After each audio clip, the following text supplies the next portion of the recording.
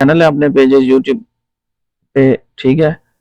आप लोगों के ज़हन में कोई भी क्वेश्चन हो यूट्यूब के रिलेटेड, एक्सेल के रिलेटेड, सऊदी अरब के रिलेटेड, आप लोग कमेंट में मुझसे पूछ सकते हैं।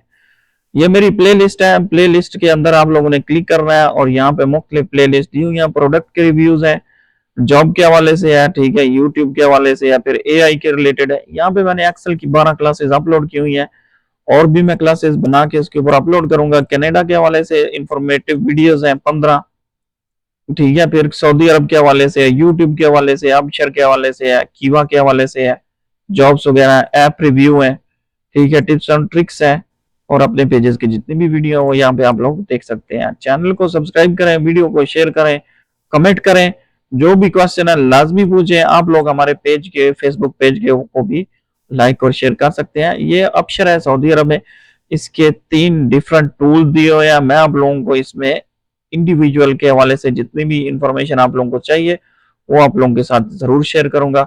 इसके अंदर बहुत सारे ऐसे टूल्स हैं जो कि इन्होंने ऐड कर दिए हैं, बहुत से ऐसे टूल्स हैं जो ऐड कर रहे हैं जिनका आप लोगों को नहीं पता है। वो चीजें भी स्टेप बाय स्टेप आप लोगों को मिलेंगी अपने पेजेस चैनल के ऊपर। तो मिलते हैं अगली वीडियो में, हमारे साथ रहें। अल्लाह हाफिज।